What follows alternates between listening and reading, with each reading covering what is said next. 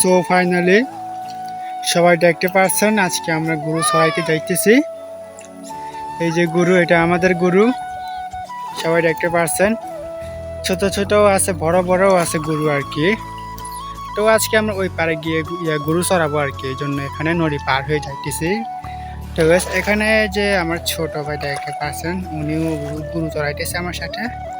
এখন ওই পারে যাওয়ার জন্য আমরা রেডি করতেছি আর কি। এখানে মানে সাঁতার কেটে যাবে নদীটাকে আর কি। নদীটার নাম হচ্ছে মানে পিলাক নদী আর কি। হ্যাঁ, তো এখানে অনেকে বরকি দিয়ে অনেকে মাছ ধরে আর কি। ওরা এখানে বসে রয়েছে, প্রায় একদিন ধরে এখানে মাছ ধরতেছে বরকি দিয়ে। তো গাইস আমি এখন এখান থেকে সাঁতার দিয়ে মানে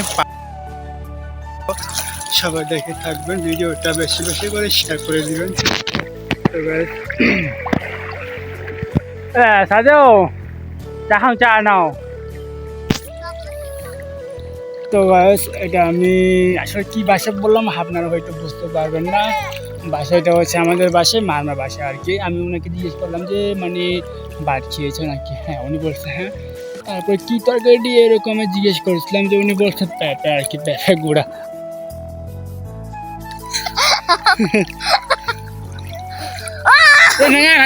ফুলা শালা এখন এনে আমি না থাকলে এনে এখন মানে ডাইরেক্ট পানির সাথে মিশে চলে যেত। হ্যাঁ, তো গাইস সবাই দেখতে পাচ্ছেন গরু তো সবার আগে পার হয়ে গেছে, তবে আমরা এখনো পার হয়নি, কিছুক্ষণ পরে পার হয়ে যাব। সবাই দেখে থাকবেন ভিডিওটা।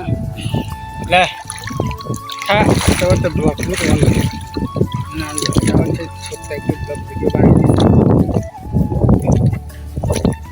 ওয়াও,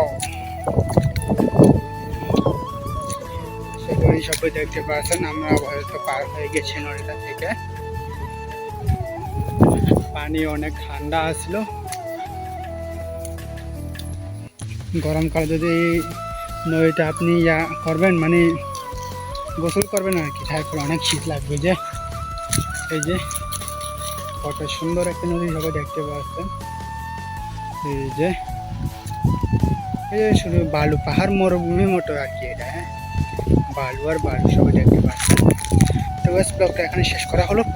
পরের ব্লগে আবার সবার সাথে দেখা হবে। Tata, bye bye.